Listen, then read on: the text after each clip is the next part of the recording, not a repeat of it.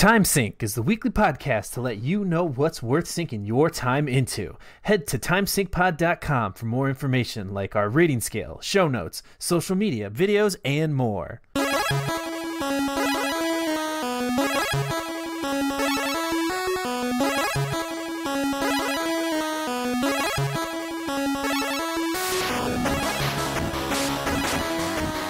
Welcome to Time Sync, the mostly weekly podcast where we ask if it's worth your time from TV, movies, video games, and more. We rate content not on its quality, but if it's worth sinking your limited free time into on a scale of 1 to 5. 5, put it at the top of your list. 1, it's not worth your time. I'm your host and pop culture super junkie Sauce, and also the host of Apple Podcasts' 170th ranked film and TV podcast. Big news there. And this week, I am joined by Bradley. Hey, man. You remember that song, Time Traveling Couch by Toothpick? No. Oh, tight. It was a good song. It's a really good song. I remember we talked about that. You showed me that song, man. You showed it to me. When? Back in college. You know I don't remember college. I barely remember college, too. But I remember the Time Traveling Couch. We got a great episode for you guys this week. This week, we're going to talk about the Untold collections, Reminiscence, and some other stuff because this is the second time we tried recording this because Brad wasn't recording the first time. I blame someone other than me. Who else can I blame? Oh my you? God. Can I blame you? Can we capture lightning in a bottle twice? Man, we said so many good things on that non-recorded part. I even tried to repeat myself in the intro, and I was too busy laughing my way through it. That was the work we would have got nominated for an Emmy for, and now it's ruined. I guess we should quit right now. See you later. I can't make walking sounds with my tongue. Also, I hated my impression of... So last week, we might have forgotten to record an intro, so I had to go back and try to throw one on there. Because we were just having a conversation and recorded it, basically. And I might have half-assed my impersonation of Brad. That is the understatement of the millennia. Half-assed it? Didn't you just go, hello, hi? No, it was like... Hi, I'm Brad. Harumph. You didn't give the governor harumph. You're in a different register than I am. I think that you should keep your day job. That's what I think. Should I not try another impersonation of Brad? No, I don't think you should. Which is you. I think you should stay away from it. I'm Brad. Man, I really think you should just Yeah, let me get about on it for a while. Meat Lover's Pizza with everything on it. Whoa. That's not my pizza order. You're terrible at this. Man, boy doesn't even know my pizza order. Shoot. Anyway, how's your week going, Brad? What? Is this I don't remember what we talked about last time in this first version. I don't remember any of the aha moments from the boat trip. First of all, the first thing we got to talk about is something that dropped earlier this week, and that's Kanye West's brand new album, Donda, which hit all streaming services. I don't know how you feel about Kanye as a person. He's pretty crazy. I've always assumed he's as crazy as he is. He's also just as smart and very talented. And anytime he drops an album, it's definitely worth checking out. And Donda is just that. It's about 27 tracks. Most of them were really great. I didn't think there was overall anything too, catchy or, nothing really to, grab a single or anything like that. But, I mean, this is Kanye. He's past that. We're way past that. We've gone to plaid when it comes to Kanye. I mean, personally, I'm probably a little bit more Gambino, J. Cole fan. But, I mean... artist, he's still an artist, man. It's worth checking his stuff out every time he puts something out. Wait, so there's no songs that you'd like on the album? No, there were a couple tracks I liked. I thought Moon was really good. Jail. You got to listen to them all in order because there's a couple that are part 2s at the end of the album, what was it called? Going to Jail or something like In Jail. That's the second track. I'm going to look it up real quick. Yeah, it's just called Jail. That one was pretty good. But then you listen to something like God Breathe and you're like, ugh, calm down, Kanye. But as far as like the music in the background goes, he puts bangers, and like production wise, he puts such cool stuff out there. It is always worth checking out. He's such a game changer in the industry. You know, anytime he does something, the future of the music is going to go in that direction as well. So definitely worth checking out Kanye's Donda album for sure. Poop diddy scoop whoop. That's the new thing. Everyone's doing it now. Everyone's poop diddy scoop. Everybody's doing it. Everyone's scooping the poop. I remember when I sent you that song and talked it up like it was gonna be the hottest fire thing. But before you listen to it, I was like, dude, game changer, game changer. You don't even know what you're getting into, and you put it on, and you just died because it's just 10 minutes of it. You were like, once it clicked that was all it was gonna be, you were dead. It was amazing. It was genius. It's pure genius right there. That's like Pootie Tang level genius. It's like that episode of It's Always Sunny when Frank's dressed up like an art critic, and it's like, trash, derivative, this is amazing. This is amazing. It's just a garbage can. Yeah. So definitely, Donda is worth checking out. I'd give it, depending on your flair of rap music, I would say it's a 4, maybe down to a 3 if you're somebody who doesn't listen to rap at all. But, you got to respect that Kanye always puts out good stuff, for sure, even though he's crazy. Is it good because of the music? Is it good because of the lyrics? Is it good because of the message? It's definitely got both. I mean, like, he's really smart. He's just a bad communicator, I think. So, like, and he's very not humble. And he's very crazy. Are you Kanye? If I were Kanye, I'd be able to ask Mark Zuckerberg for $60-70 million loans. Did he do that? Which I can do. I guess I could do that. He can. But he can. But he wouldn't give it to me either, just like he said no to Kanye. So I am Kanye. No! I'm Kanye! Wait, yay! I'm Kanye! No! I'm Kanye! Oh, what a moral dilemma. Brad is the Jewish Kanye. What a dilemma I'm in. That's a market you could fill. Doesn't Dave fill that as Jewish Kanye? Damn it, we're broke again. Plus, I don't have sick flow. I just have like I get sick and then stuff flows. Great, gross. Thank you. I'm full of bad. I'm always gonna bring the bad jokes out of here. And that's what you can expect from America's B Jewish Kanye. You want the A stuff? Check out Dave. You want the A you stuff? You want the B stuff? You got my boy Brad. You want the C stuff? We're talking about Settling for Brad, where you get to see some stuff, if you know what I mean. Speaking of people who of questionable morality and sanity that are releasing stuff that's new, Louis C.K. also recently released a new album that one of my buddies who does stand-up turned me on to, and I want to listen to it. Yeah, I mean, I know he's been back for a minute. I think he did hit a stand-up tour in the New York area. I feel like he did even a quick special. But yeah, I mean, you could. There's no denying that some people who are the most messed up make the best art things. You've made that point before. Yeah, and I won't defend the person, but I might defend their art. Like, R. Kelly is a gross human being, but I will laugh at Trapped in the Closet all day. And you're gonna jam to the remix to Ignition, yeah. Not the first time. Ignition, but the remix for Only sure. the remix. Only the remix.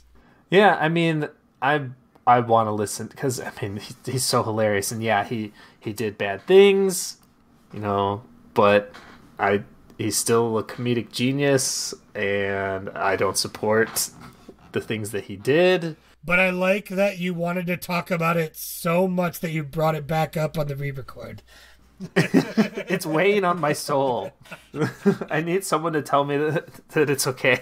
I'm here for you, baby. It's okay. You can. I mean, you can I know listen. people who are going to be like, listen. no, don't listen to it because Louis C.K. is a bad person. But I gotta. So is J.K. Rowling. I love Harry Potter. I love it.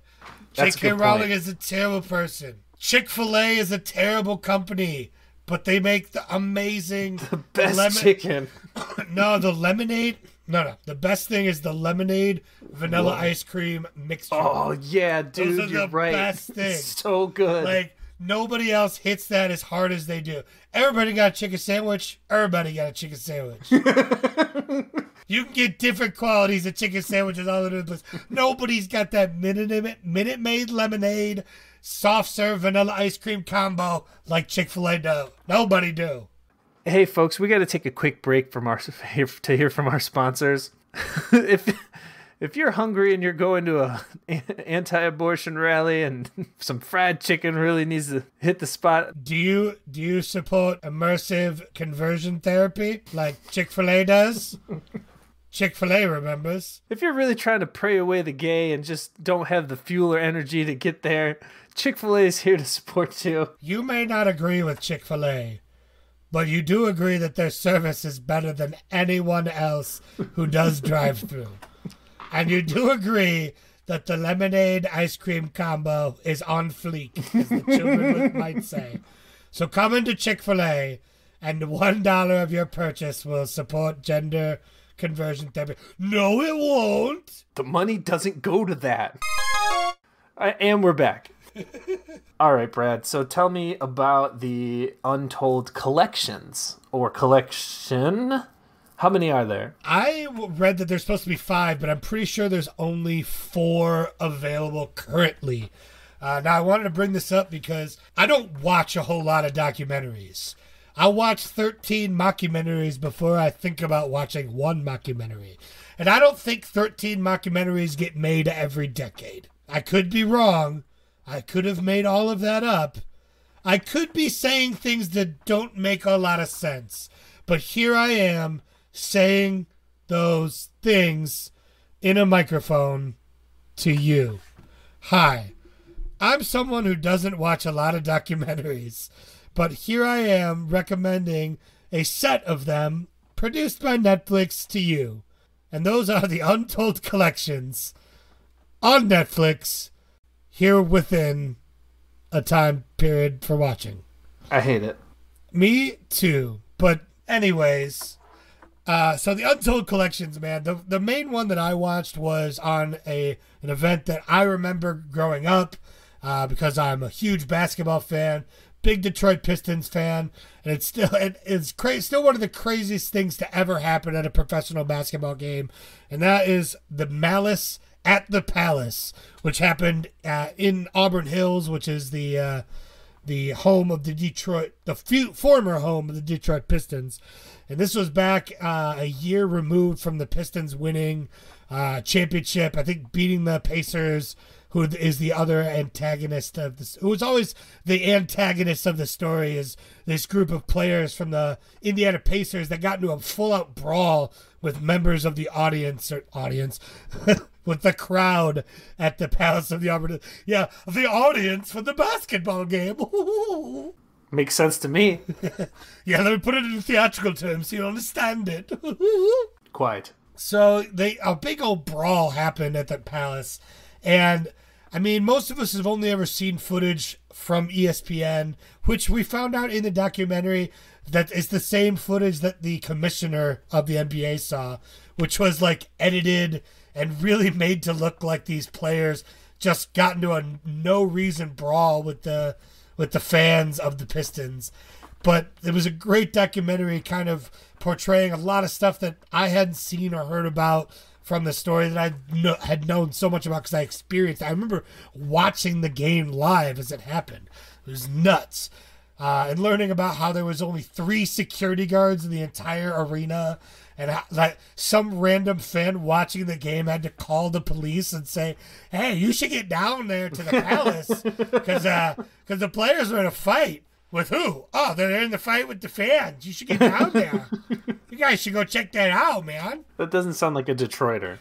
I don't know what a Detroiter sounds like, especially a Detroit woman. So I just made my own character Charlie St. Francis. I had some thoughts about some voices that probably would be very problematic. Yeah, stay away from those, please and thank you. We don't want us going Louis C.K. around here. You don't know me. But anyways, there are a couple of really good, well done documentaries in a few different sporting things. They did one on Caitlyn Jenner. There's one on an NHL team that I haven't watched that looks really good.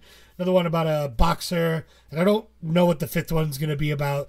But the 30 for 30s are really comparable to like the quality of these, which were really great documentary series that ESPN put out, and a couple of really big sporting events and of things that happen. So if you're somebody that enjoys this type of information, they're really well done. You should definitely go check them out. Someone like you, Sauce, I probably should have told you to stop listening when I started talking and let me just have some one-on-one time with our listeners. Are they all sports? Like everyone is a sports thing? Yeah. At least from what I've seen from this series is I think they're trying to combat what the 30 for 30s from ESPN do, so, and kind of like tap into that market along with it, because I know they used to have the 30 for 30s, and I think they don't anymore. So that's 30 probably for 30s. That's probably what it is. And I'm gonna be done talking about it because you could care less. What is 30 for 30s? 30 for 30s were a series of ESPN made sports documentaries. Most of them are really good. There's one on the people who started like fantasy football, I remember being excellent. The 2004 like Red Sox that came back from down 0-3 in a World Series or something like that. And, there was a great one about the guy who caught that sideline ball at the Cubs game and lost them a championship, and a bunch of really good stories. Definitely most of them are worth checking out, as well as these ones on Netflix for sure, if you're into that sort of thing. You know, I don't hate sports. I just don't care about any team specifically. Like, I can respect that, you know, somebody dedicating themselves to learning all the players' stats and history, and that's nerdy shit, and I can 100% get behind that. You know, to me that's no different than learning Captain America's, you know, strengths and history. Like, it was the same. They both are pointless in the grand scheme of things. I always think about it as like a generational thing too. Like, I know a lot of people a little bit older than us that can't fathom watching someone stream themselves on like Twitch and play video games or watch competitive gaming. And then I heard someone from a younger generation just completely compare it to like his dad sitting there watching, you know, 9 innings of a baseball game, and how he thought that was just as dumb, but because he's not interested in it, but he is interested in the Overwatch League or something. And he just made that comparison, and that kind of like clicked for me that it's basically the same thing as long as it's, you know, that professional level grind to it, you know? Yeah, I mean, you're watching because... Put some respect on his name. You want to watch, you know, people at the height of their sport or game, or you want to be entertained. I get that. Yeah, so respect either way, for sure. I hate basketball, though. Super boring to me. I hate cricket. You got to know what a crumpet is to understand cricket. Problematic. To who? Cricket fans? Yeah. It's only the 3rd most popular sport in the world, Sauce. Is it really? I think. Maybe. Not gonna make that up. What is the most popular sport? Soccer. Is it soccer? Yeah. Football. It's not soccer. It gets to be soccer for 4 years if the United States men ever win the World Cup. Because the women are already one of the best teams in the world. So the women and the men have to be the best teams in the world.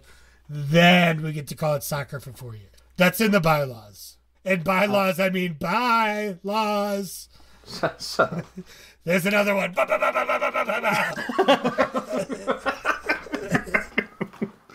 Everything I know about soccer, I learned from Ted Lasso. That's very little.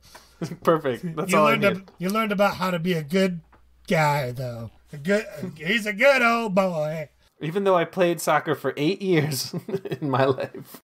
Anyway. So did you rate it and I missed it because I wasn't paying attention? Yeah, I gave it like a 3 ascending, like 3 into a 4. I thought the Malice in the Palace one for me personally was a 5, like the second I saw it, because the event was so relevant to me as a Pistons fan, as somebody who remembers watching that game. But for the rest of them, they're on my radar, so that 3 to 4 kind of range I think works the best. Can I tell you about one of the best documentaries I've seen in a while? I give you permission. That's the only reason you get to talk about it, because I gave you permission. Perfect. And now we're caught up to where we messed up the record before. Except all the amazing things we said last time were either half-hearted this time or forgotten forever. Now we're back on the realness. We're strictly original now. We're doing it live. I was thinking about mushrooms one day because I was on... As one does. I saw some big fat white mushrooms getting battered and fried, and they looked amazing. And so I was thinking about mushrooms, and then I was scrolling through Netflix, and all of a sudden this documentary popped up called Fantastic Fungi. And I wasn't planning on reviewing this, but since we're kind of talking about documentaries, I wanted to mention it. But especially it was like the most... about me being a fun guy. Nope. God damn it. It was one of the most interesting documentaries I've seen in a long time. So fascinating. It basically, I didn't realize it at the time, but it was mainly kind of telling not only like the science behind fungus, the class of fungus, the kingdom of fungus. You know how I remember kingdom, group, order, phylum? Is it Pierce Hawthorne's one? Yes, it's from Community. It's Kevin, please come over for gay sex. Why does it have to be gay sex? 'Cause it's Kevin. Couldn't it be great sex? No, it doesn't make sense. Well, now I forget everything. It's really, really cool how they talk about all the ways that you don't realize that fungus affects our life, our evolution, the basic wheel, circle of life. Think crazy things like how trees have an underground fungal network and are able to like kind of talk to each other and share nutrients with each other and like their own offspring specifically. How, probably eating magic mushrooms for early man led to like the quick evolution of the human brain. They talk about a lot of the practical scientific effects of eating magic mushrooms and how it can regrow neurons in the brain. But the whole documentary is also following the life and story of like this one specific guy. I think Greg or Gary Stamets. I can't remember off the top of my head because I watched it a few weeks ago. Or maybe it's Doug Stamets.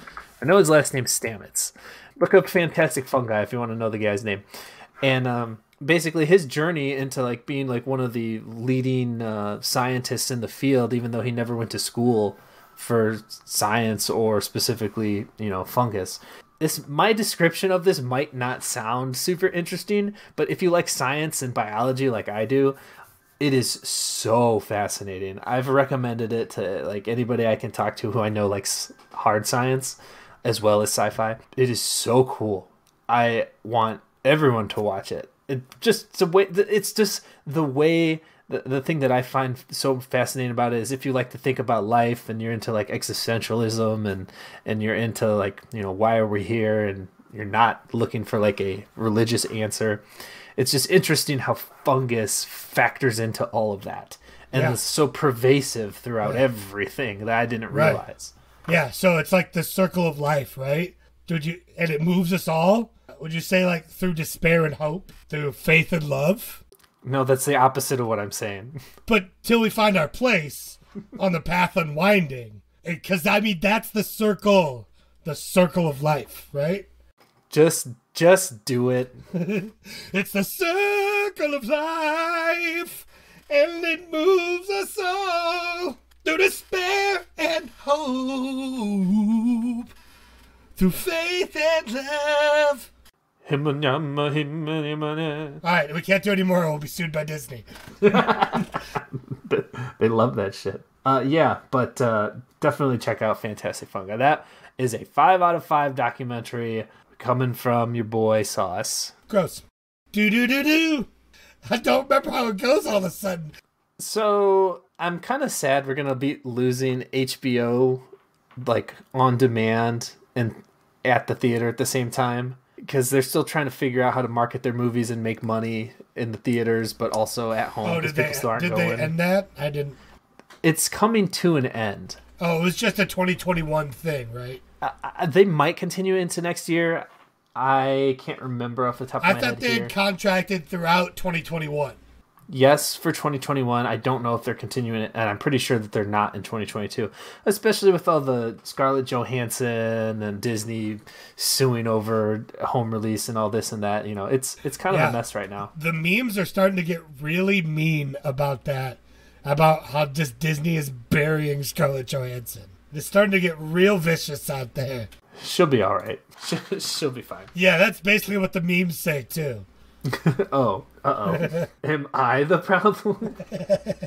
No, it can't be. It's the children who are wrong. The children aren't our future. They got that song wrong. But right now, while we got it, I'm enjoying it because although nothing beats the experience of going to the movies, you're not going to go to the movies to see everything, right? So having the stuff come out on HBO Max that I probably wasn't going to go see in theater is great.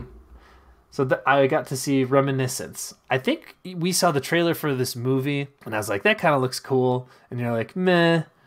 And that's probably an accurate review of the movie is meh. I like what I'm right. Just off a trailer. You sure do. That's why you're Jewish Kanye, the B version. But let me break this movie down for you. Break it down, Camacho! Yo, we got this guy. The acting in the movie's fantastic. Hugh Jackman, he can pretty much do no wrong. He's amazing at everything he does. He can sing, he can dance, he can do stuff with his pants. I read that about him. He's great. Thandie Newton, who is in Westworld, she's like one of the breakout characters from Westworld. She's in this. She's really good. Rebecca Ferguson is absolutely amazing. I don't know all what she's in other than the most recent Mission Impossible movies where she's kind of the love interest.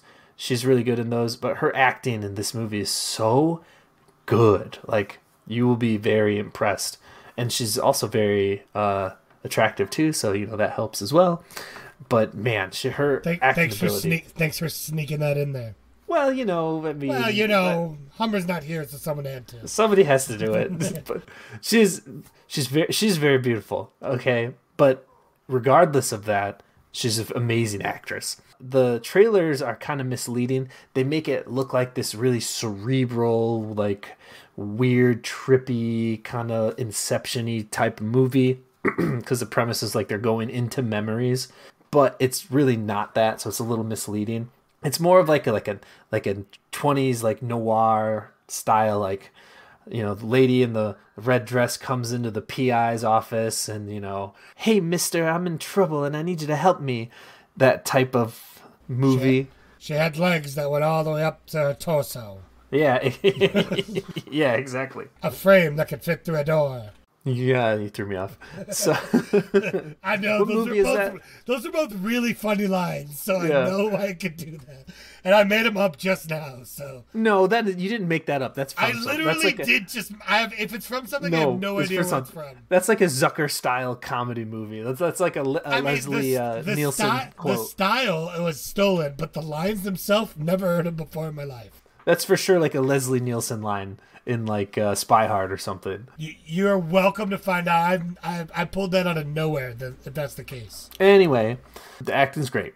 The movie is him kind of, you know, meeting this girl. She's affecting his life. He runs this business that lets people go back into their memories. And the world, it's like a post-apocalyptic. The world's been flooded, so everything sucks. So everybody wants to go back and live through the memories of their past where everything was great. And he's kind of trying to solve this mystery on why this girl is like showed up into his life and then disappeared. And the whole time it's kind of a little boring. You're like, okay, like I think I know what happened already, but it has a satisfying enough ending, or it's a mystery, so I don't want to spoil anything. But the acting's great, the action's okay, the story's okay. You're not going to gain anything from it.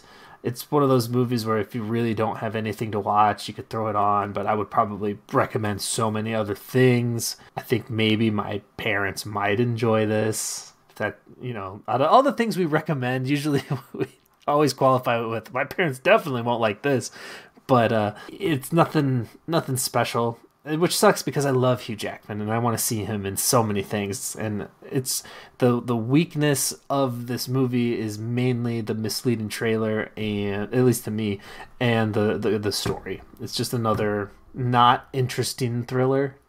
Like if I want to think of like an interesting thriller, one of the best, Gone Girl. I also really liked it's that movie with Anna Kendrick where she's like the housewife that like falls in love with the married dude. That's an awesome thriller. I don't know, but I love Anna Kendrick. She's one of my favorites. Yeah, well, that's what every musical theater kid She's says. in my top 5. Not because of Pitch Perfect. I hate those movies. Even the first one? I hate them all. Thought they were all terrible. Do you remember what movie Hugh Jackman had a bit part as himself and somebody ran by him while he was on stage?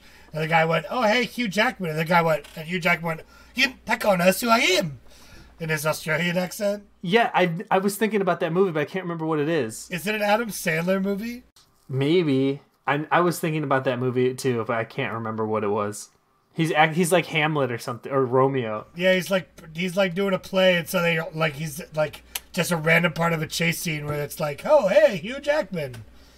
My other favorite Hugh Jackman joke is from Penguins of Madagascar, when he's got two octopodes named Hugh and Jackman. No, Huge and Ackman. So he goes, "Huge Ackman," because they're two different names. Makes me chuckle every time. Okay. Very underrated children's comedy, Penguins of Madagascar. That movie's lit. Is that the one with the cheesy dibbles? Yes. Oh, yeah. Well, that's because the villain is John Malkovich, and, you have a good voice cast. And yeah, but those penguins are stinking hilarious. Yeah, and they got great memes. Yeah, tons. Very underrated comedy. I there was a time when I watched that movie like 6 nights in a row to fall asleep to, because I would just be like chuckling half asleep. Like, Private. Now every time I'd be like... Nothing's better than Kowalski. Analysis, yeah. Sick movie. I think Hugh Jackman is probably like one of the best actors of our time. Yeah, I mean, and I still like to tell the story about when he was in that Broadway play right after he was the Wolverine story. It's one of my favorite stories. That's a great one. Also, when he's getting interviewed by one of his old gym students. Yeah. That's also a great one. Plus, his love relationship with Ryan Reynolds is also fantastic. Yeah, their fake hatred of each other, very good. Yeah, Hugh Jackman's the best. Unfortunately, his charisma and phenomenal talent don't make this an interesting movie. I'm for sure never going to watch it again. Yeah, I mean, he's not 100% winner. I mean, that stupid Fountain movie. That is what I told you reminded me of what The Green Knight was, art-wise, is also a dumb movie. Just a dumb movie. Anyway, you gonna watch this movie? No, I have zero interest in it. You did a pretty bad job selling it as something I should waste any of my time on. But I also remember watching the trailer and being like, this doesn't look good. Moving on. I think that was when we saw The Green Knight, which also was like, meh. What I've been doing that you might find interesting is on YouTube, you can go to GQ's YouTube page. Not that I'm like subscribed to GQ and am actively following them. It just like popped up in my You're really algorithm. backtracking real quick. Not that I need tips on how to be one of the top 10 sexiest men's trends of 2022. What things that I really like is when they do like actors do like their 10 most essential items. I find that very interesting. Like the stuff that like famous people think that like they need to have on them at all times. I don't know why I really like that. I think that's cool, especially because it's like the most insane, like lavish, elaborate things, like the most insane, elaborate facial cream or bag or anyway. The GQ does these really good interviews with actors, like iconic actors, and they break down their movie roles like over time. And so I just watched the Willem Dafoe one and the Arnold Schwarzenegger one, and I personally think they're really interesting because they're like giving you a little bit of insight into like their thought process behind like how they created their characters, but also at the same time like it's a perfect genre or theme, I should say, for movies to watch. Because you know how every now and then you're like, oh, I'm gonna go on a Tarantino marathon and watch all the Tarantino movies. So now I want to go on a Willem Dafoe marathon and watch all of his movies. So I definitely recommend checking those out on YouTube. Just look up GQ character breakdowns, and it might give you some ideas and stuff to check out. Oh, but to go back, I didn't rate Reminiscence. That's a 2 out of 5. You're good either way. I think I remember the GQ one that Jack Black did. I watched that one, I think, like a couple weeks ago. On him breaking his characters down. It's definitely interesting if you're interested in the actor. If you're not, then, like, click next for the next actor. But it's perfect because I watched that, I'm like, you know what? I watched Jumanji, and I never watched the second Jumanji, and now I kind of want to go and watch it. And it's very funny. Not an amazing movie, but watching The Rock do a Danny DeVito impersonation is hysterical. But Kevin Hart doing Donald Glover, amazing. Yeah, incredible. It's like too good. It's almost not funny because of how good it is. Like, does that make sense? Yeah, sure. What? No, it does. It do be like that sometimes. So did you get to check out the new Marvel mobile game yet? Man, no. It's going to be hard for me to play a mobile game. I don't like sit and play games on my phone very often. Especially like the time I have to play a game on my phone is mostly at home when I have time to play on my Xbox. So why would I choose my phone over my Xbox? So I definitely want to get to it, but I have not been able to get myself to do that yet. And we got Shang-Chi coming out this week. Mm-hmm. So we're for sure watching Shang-Chi. I mean, is that still hitting Disney Plus for free? I heard. Not for free. I heard no premiere access on it. What? That was a rumor. Yeah, that's right. I forgot. There was Simu tweeted out, "We are not an experiment." Oh yeah, we talked about this. It might have been on the Lost episode that we talked about this though.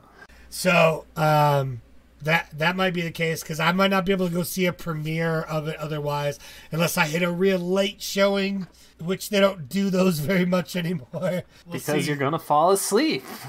That's what happens. That's what you're gonna do. I was up till 3 a.m. last night. So that's insane. That's not true. That's impossible. Shut up. No, it's very possible. I was up till at least 3, possibly 4. They also finished the Avatar Legends Kickstarter. They raised over $8 million on it. They're back ordered where like people who ordered in the last half probably aren't going to see their kits for another like year and a half, possibly. So hopefully my order, because I was within the first million, so hopefully I'll get my order in pretty early for that. You know, I love Kickstarter. I back stuff all the time, although usually it's like decks of cards or like magician-y things, because that's what's cool about the magician community is it's pretty small and we all got to support each other. Exactly. If you didn't know, I'm an amateur magician, but I just found something on Kickstarter the other day that I backed that I actually wanted to share, and you just reminded me about. You're welcome. That's what I'm here for. So this is really cool.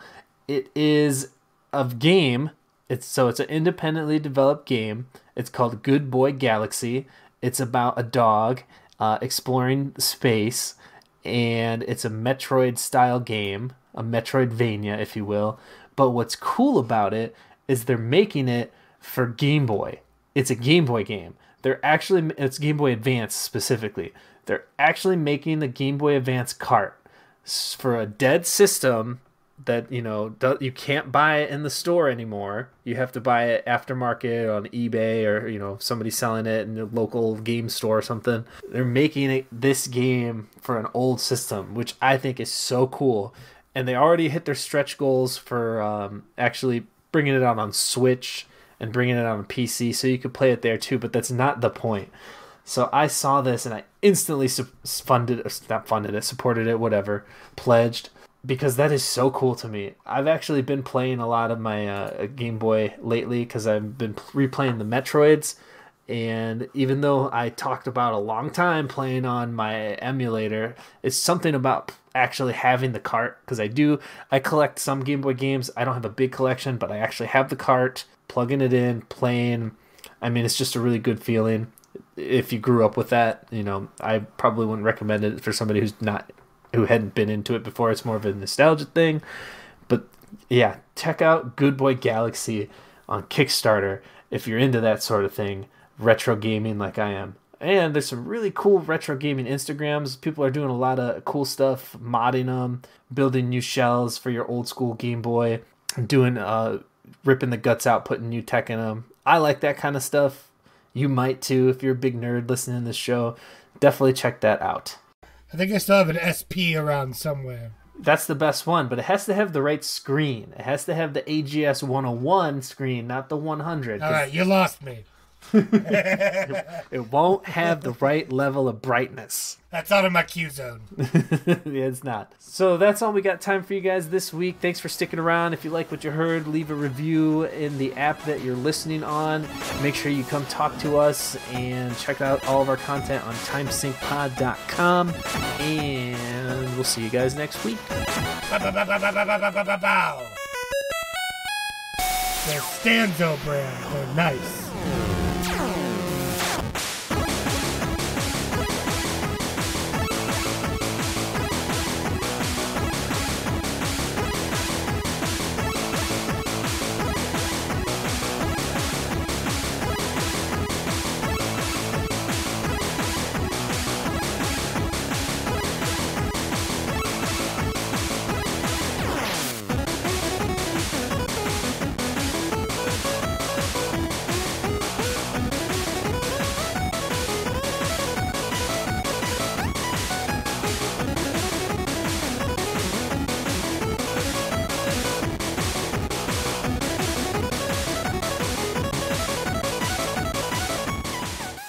Do-do-do-do.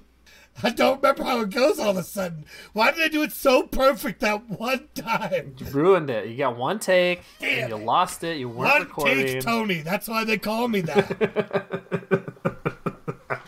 One take Tony. That shouldn't be his name.